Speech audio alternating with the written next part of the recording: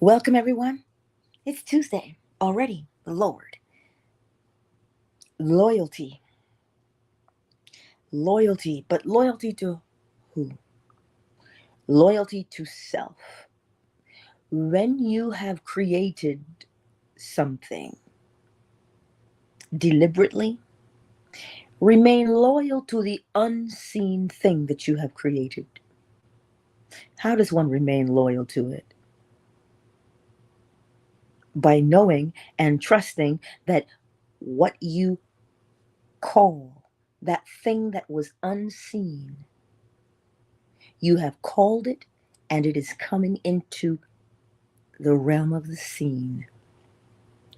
Day in and day out, this is what we do.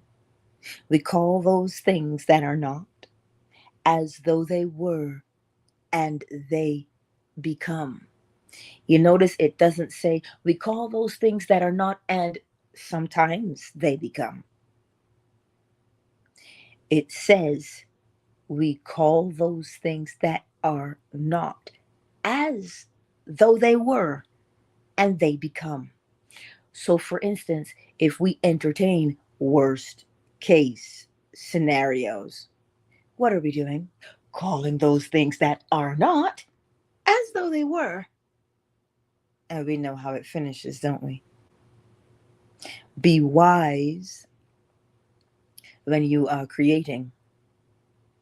Create what you are willing to experience, which means do not spend your time A, complaining, B, jumping to conclusions about the worst case scenario. Oh my God, but this could happen. Oh, or that could happen. Or oh. The question is, what do you want to experience? You must remain loyal to the thing you are creating, to the experience you are creating, which means that small imaginary scene that you play out in your mind's eye day in and day out. You see, we are already loyal to worst case scenarios. We play those out incessantly. Why? Because we're afraid. Why else would you do it? So, how do you remain loyal? First of all, if you stay loyal, you'll recognize that fear will fall to the wayside. You don't have to fight fear. Oh, heaven forbid. No, you don't. Where is it that you want to put your attention? If you're putting your attention on calling those things that are not as though they were and they become, well, then you trust what you've done. You rely upon what you've done.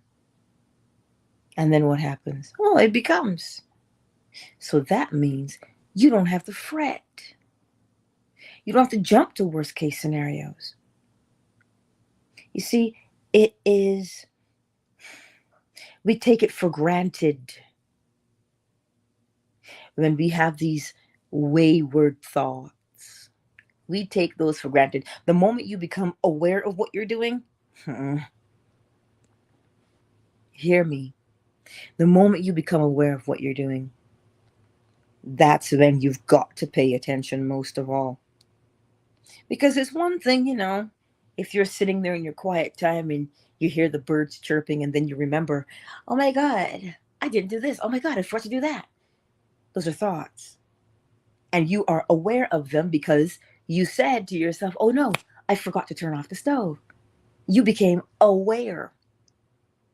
So when you hear things like, just let the thought pass you by, like clouds in the rearview mirror, it's telling you, yeah, you've become aware that it is there, but you don't commit to it, to that thought.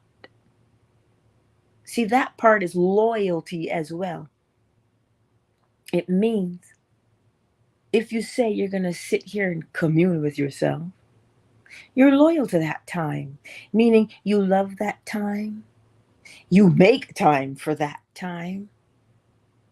You enjoy that time because you see the value in that time. When you are communing with self, this is where your answers come from. Some may call it prayer, but we all know what prayer is. Prayer is the movement towards. Prayer is the movement towards your goal. It's not the movement away from. It isn't. So that loyalty is important. It is very important to remain loyal to what you say you're doing. Listen, how many of us drive our children to soccer practice, to this practice, to that practice, for trombone lessons, violin lessons? And then when they say to you, well, I've had enough of that. I don't want to do it anymore. We get mad at them a little bit, don't we? Well, I paid all this money, blah, blah, blah, blah, blah. We get a little bit frustrated when our children don't remain loyal to the task that they chose. But now here we are, and we say we want better in our lives, but we don't remain loyal to the thing we say we want to become. Oh, and we come up with excuses, don't we? Yeah, but that's so hard. I've been trying for so long and nothing has changed. You know why it hasn't changed?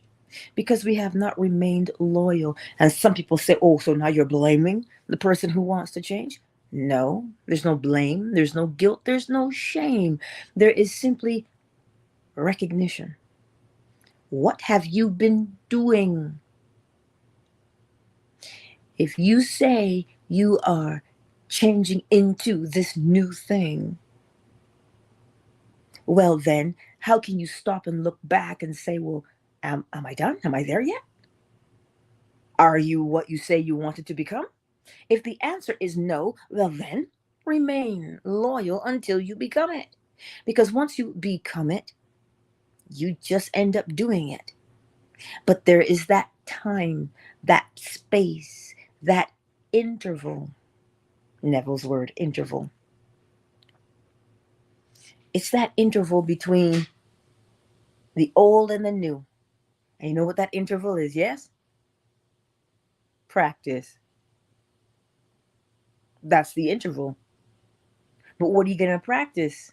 You're practicing your loyalty to the unseen thing you say you are creating. That's what you're doing. There's not a moment of the day we can escape practice. Oh, we try. Oh, we sure do. But we cannot escape having to practice. So if we're not going to escape practicing, perhaps change the perspective, your perception of practice. Practice is not a chore. It's not something that we grin and bear. Practice is what makes us into who we say we want to become. And if you say, well, I want to become that, there must be a certain level of love you have for that new thing that you want to be. Why? Because you dislike the thing that you presently are. And what we tend to do as people, when we dislike who and what we are, we complain. We get persnickety. We get cranky, short-tempered. You name it, we are it. Eh? But why we use the energy over there? It's counterproductive. So you put your energy on becoming the new. And the best way to explain this is if you have to go to some kind of kung fu practice, some kind of whatever rehearsal it is you're going to. You got a play that you're in. You're on Broadway. What do you think they're constantly doing? Learning their lines. But they don't just learn their lines, you understand. They learn their lines. Why? They learn their lines so that once the lines have been committed to memory, they can now bury or immerse themselves into the feeling of the character. They now embody the character. Why? Because it's simpler. It's simpler to memorize. I've never done acting to say, but this is experience. When I'm narrating, and there's a particular tone for the book, you kind of get a feel for who each character is. I'm lucky enough that I don't have to memorize the words. I read them. But because I'm reading the words on the page, the character that I'm reading, I embody that character. Yes, that's what you've got to do. That's why when you rehearse, you are allowing yourself the opportunity. And this is what I love about creation. You remain loyal to the thing you're creating, but these things happen simultaneously. The feeling comes along, and you're like, "Ooh, this is nice." And you allow yourself to embody the feeling of your new character that you're playing. That's what you do. You allow yourself to embody the new character, the new role that you are now playing in life. And remember when Neville says when he got his first new suit, he thought everybody was looking at him. Oh, look, there he goes with that new suit. And you know what he said? He says nobody cared. Nobody paid him any mind. The only person who was so riveted by his new suit was him. That's why he thought everybody was looking at him. But nobody cared. And that's what it feels like in the beginning when you say, ah, this is the new person. This is the new me. New year, new you. You know? But in order for the new you to stick, you got to practice it.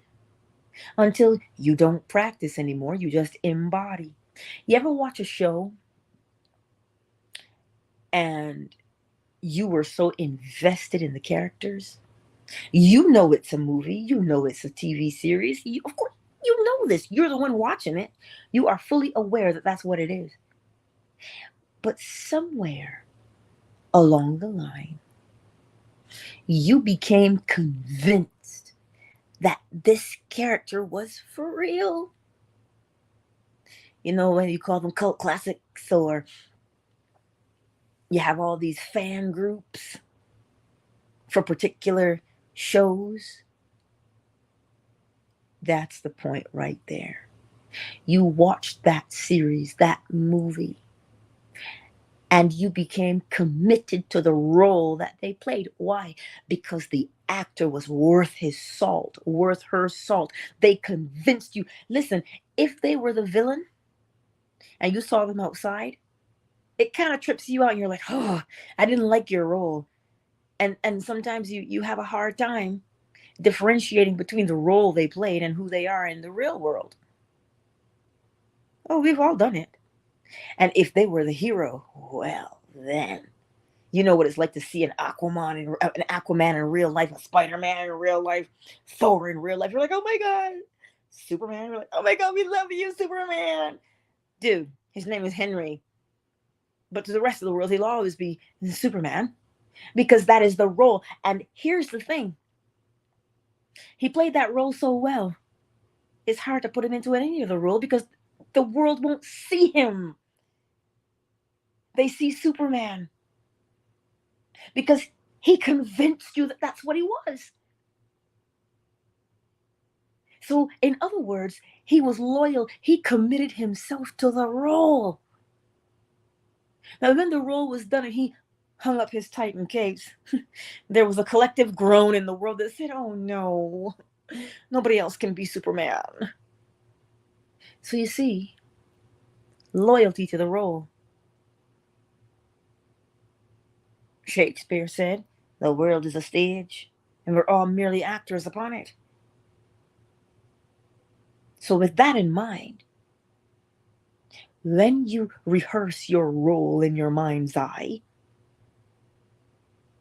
rehearse it in such a way that the director is like, cut, print that, because it feels so real to you. You can't help but to continually play it over and over again. That's why when you hear an actor said, listen, I read the script and I was moved by the script. Because the thing felt is the thing experienced. Some people will say, well, it was so out of character for me that I had to do it. It stretched me. And we all know who we're talking about here, Heath Ledger and the Joker. Right? So What are you remaining loyal to? Are you remaining loyal to the thing you've said for years just because you've said it for years? Because it's your old way, your old habit? Are you loyal to that? Well, if you remain loyal to that, listen, you're a prophet. You already know how the day is going to go. But here's the thing, because it is something you've done and you've been loyal to for such a long time, it has become a habit, which means it becomes the thing that you will do on autopilot. So, in order to supplant autopilot, you must remain loyal and faithful to the new role until such time it doesn't feel new to you anymore. That's what you and I are doing on a daily basis. So you do not grow weary in your loyalty. Oh my God. I've been trying for 6 years. You've been trying. No, you've been paying attention to what's not there for 6 years. And the thing that has your attention is the thing that blossoms. This is why I stress to you, strongly encourage you. If something makes you upset, stomp, cuss, you got 30 seconds if you need that much. And shake it out. And then redirect yourself to where you say you want to be. Because if you commit any longer than that to your old way, shoot, you're back in it. And you're going to relive it all over again.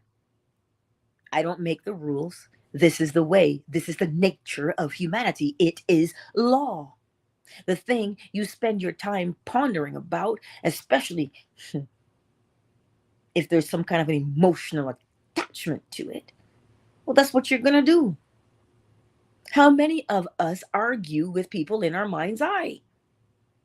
That's what I thought. Many of us. Listen, Linda, don't get me wrong. I'm not sitting here telling you I'm perfect. It's too early in the morning for that.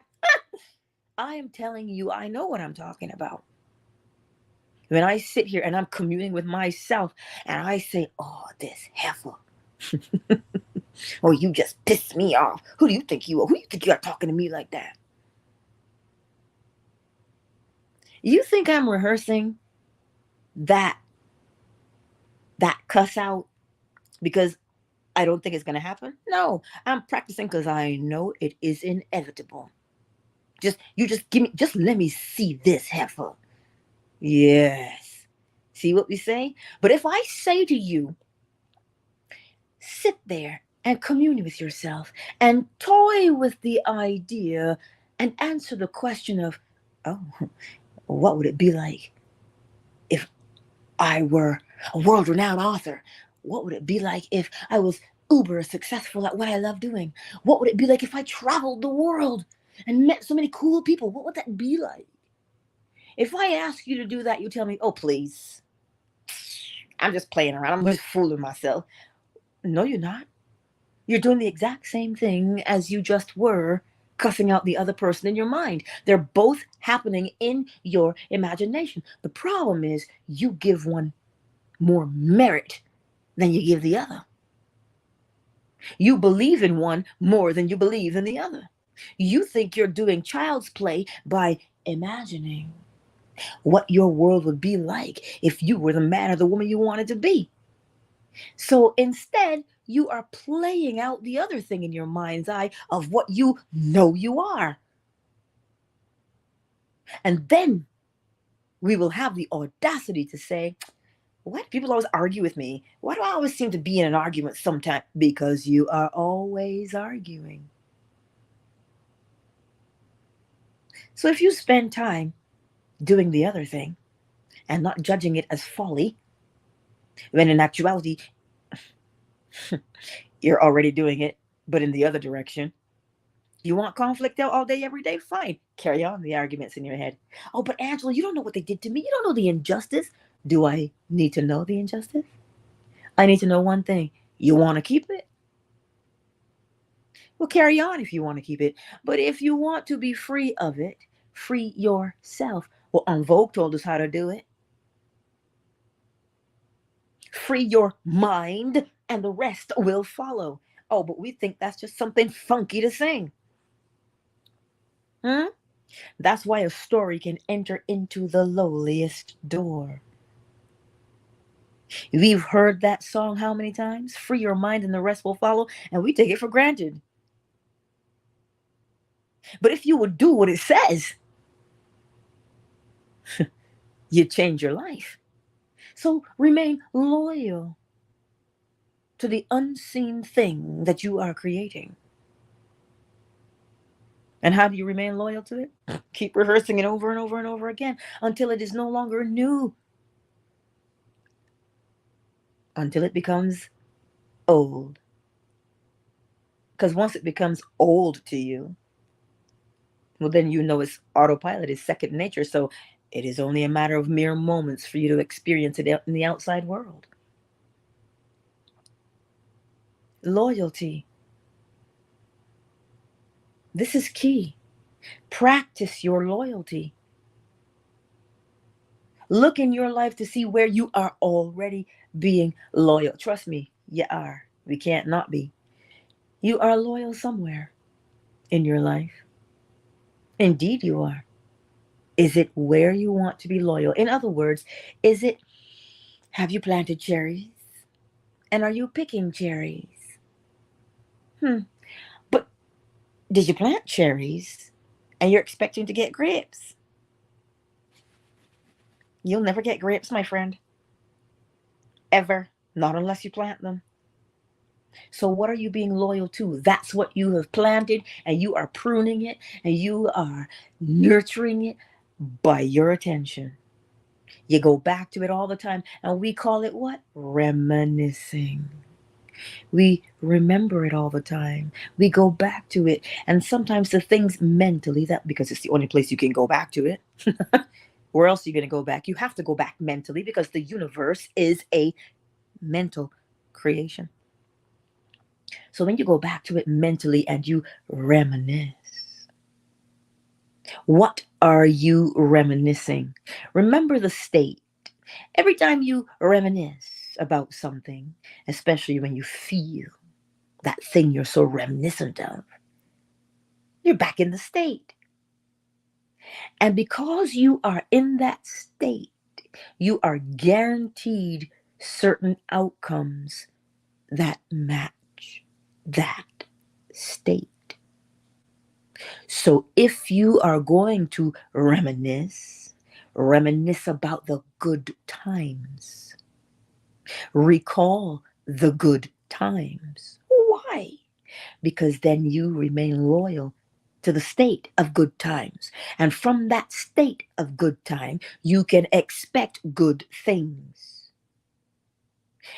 But you cannot entertain a state of woe is me and self-pity and mental poverty, and then you'll get good things.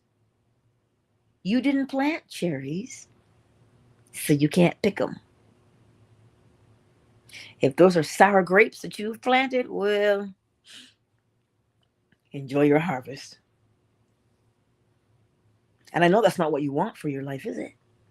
So then, if you are going to reminisce, if you're going to be loyal to a memory, if you're going to be loyal to a memory, it better be a good one. What does it serve you to sit there and reminisce about all the bad that's happened to you and the injustice? Well, you're just going to keep getting more of it because that's what happens. As long as you embody the state, think about it. You feel that way about yourself, the injustice. What happens? You walk through the world with a chip on your shoulder, frustration, angst, and nobody can say anything to you. Good morning, Joe. You're like a gremlin. Well, you're in the state of injustice. So how do you think your behavior? Well, you're not going to be sweet and angelic from a place of injustice. Because remember, you've been wronged. So how can you be angelic from there? But you remain loyal to it. You remain loyal to that, especially when you know it doesn't serve you. You don't want to be angry. You listen, you don't want that heartburn to continue. You don't want that indigestion to continue. You don't want the turmoil between constipation and diarrhea. You want to be free of all of that, but you do not associate your reminiscent thoughts of the injustice to what's going on in your body. And thereby you think your body is just on the fritz. No, it isn't. Your body is simply following what you are reminiscent of and how it makes you feel. Hmm. So, what will you remain loyal to? What will you remain loyal to? I just saw this thing flash across my screen here on fan base. I don't need to know what happened in Baltimore, but let us practice something. You love, right? We all know what the feeling of love is like. You know, we know what that feels like to appreciate something, whether you can call up the appreciation for your pet, your best friend, your favorite show. There's a feeling of that goodwill, of love and appreciation. Take a moment right now and bring it up.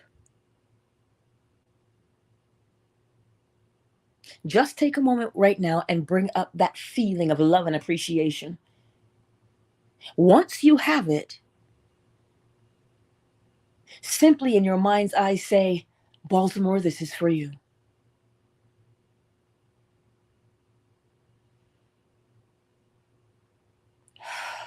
Let it go now. That is what you do when something happens. You bring up a feeling of love. You conjure up a feeling, a memory, something of love. And you simply point it in the direction you want it to go in. And if you go through the day and you listen, again, I don't know what happened. I don't need to know what happened. What I saw was it wasn't good. I mean, anytime somebody says prayers, prayers, it's never a good sign. So, what do we want for them? We want to elevate them. We want to ease. We want to carry one another's burdens. And the way to carry one another's burdens is to conjure up the sensation of love and appreciation and caring and thoughtfulness towards someone. So the next time someone says, I'm sending you love and light, put that into practical terms and you conjure up the sensation of love. It doesn't matter where you conjure it up from. Love of pet, love of job, love of this, and the point is love because it's the sensation. And you point it in the direction of where you want it to go and you say, oh, such and such, this is for you. And you just let it go. You blow it like dandelions in the wind. Believe me, the moment you called its name and said, this is for you, well, it goes there. And if it comes to mind again throughout the day, stop and do it again. Because now you're aware of it, do it again. You see, the reason we do these things, because I'll show you, we do it the other way, don't we? We do it the other way. Oh, I can't stand that place. Oh, that place sucks. Blah, blah, blah. What do you think you're doing? You've called its name, and what are you sending it? Animosity.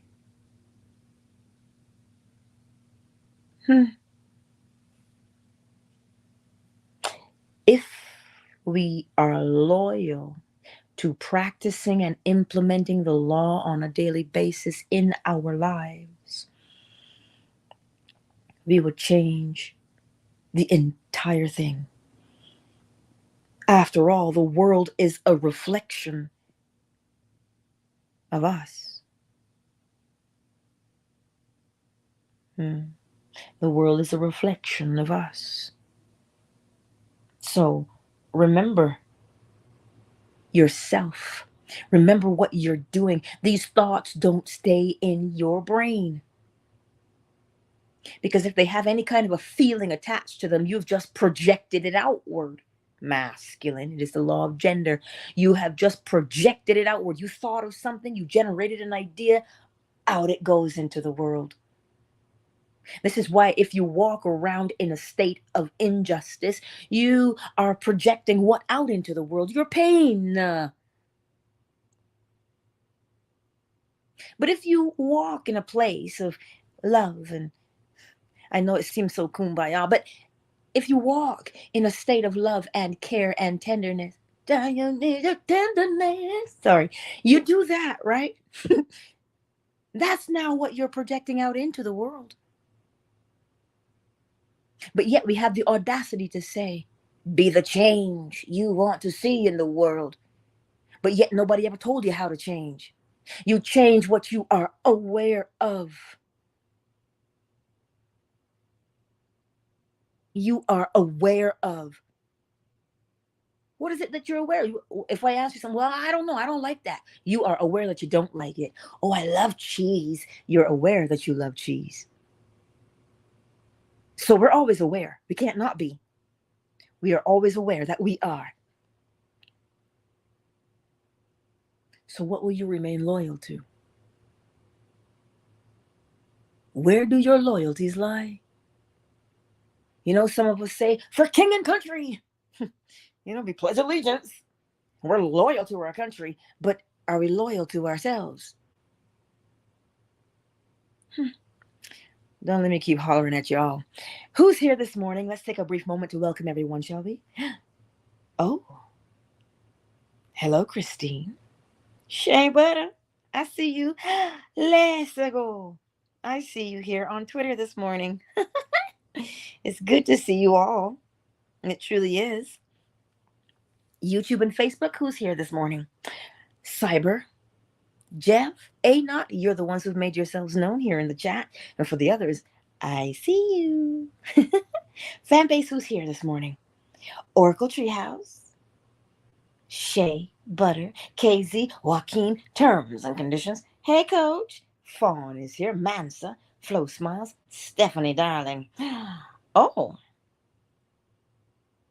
Dre Brace 704. Hello, darling. Hello, Dawn. X Pop, Osiri, Happy is in the house. Moon. Wait a minute. Afternoon Delight. Where did she go? But I don't know. So this morning, thank you all for being here and spending some time with me. I shan't keep you long because I got a project I got to start today. But remember, as you go out into the world today, remember where your loyalties lie. They lay within your bosom first. You must remain loyal to what it is you say you're doing and who you are, because that will show you the state that you're in. If you are loyal to your old habit, listen, remember science. Science is the evidence. It's the seen of the unseen. Science, especially our brain, mirror neurons and our neural pathways. A habit makes a groove in your mind, literally speaking, so that your behavior will always follow that groove. So if you want a new habit, you've got to be remaining loyal to that activity until it forms its own groove in your brain and you can just do it on autopilot, so that you will recognize and comprehend that when you say, I want to make a change in my life, well, what do I want to be? And you see it in your mind's eye. You have to remain loyal to seeing it in your mind's eye and playing the role of it in your mind's eye. I told you the example. When you go to the store and you're trying on a particular piece of clothing, you see in your mind's eye every single outfit that will complement that. Did you try on every piece? No. You saw it in your mind's eye. Oh, it'll go great with this. It'll go great with that. It'll go great with this. Oh, yes. Now, why did you do that?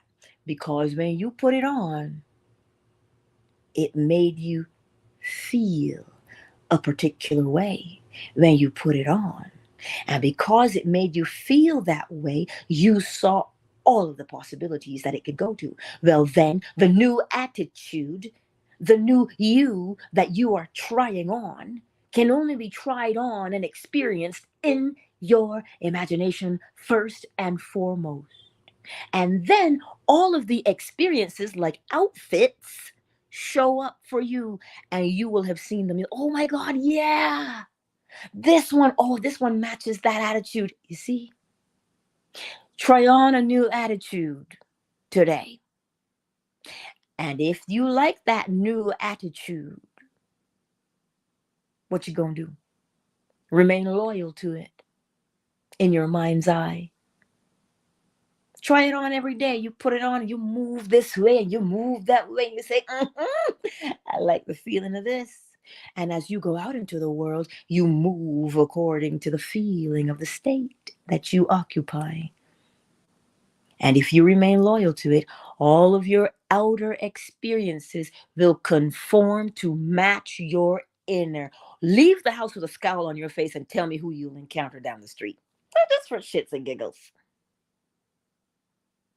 As within, so without, as above, so below.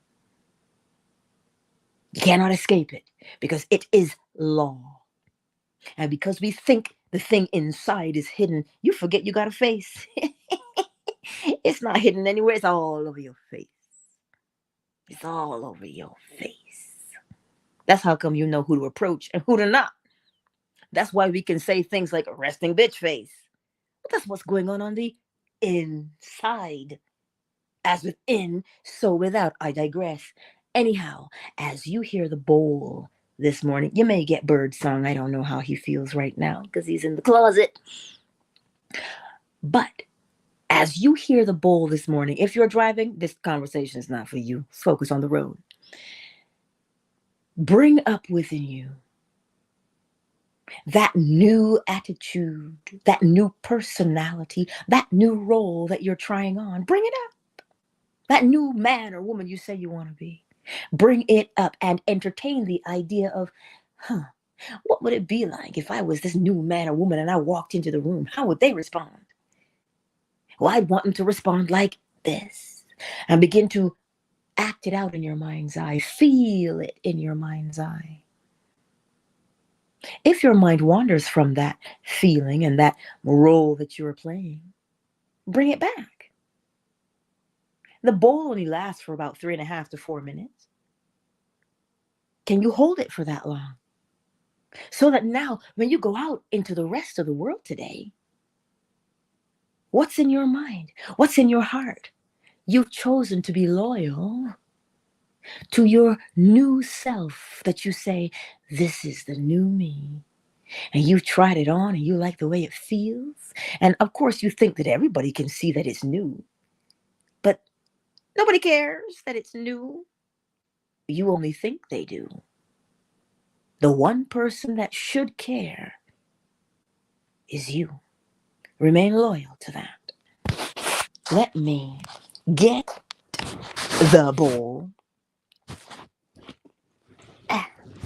Let me get the bowl. Let me make sure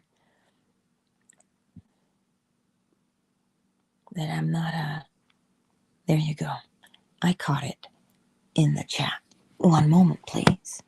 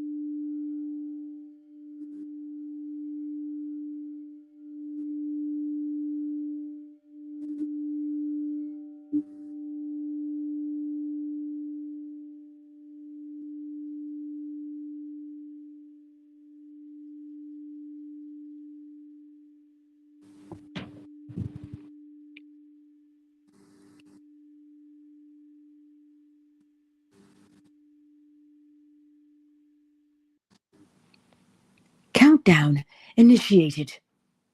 5, 4, 3, 2, let's go. Shea Butter Christine. You know I love you. I'll see you tonight, 10:45 p.m. Eastern Standard Time. Remember, make sure to pre-order your Hermetic Oracle cards where you can practice these laws every single day to your heart's content. Much love to you. And for those of you who have signed up for the Barbados 2024 September trip, updates are coming. Everything is finalized now. So deposits are required. So all of that is coming. Much love to you.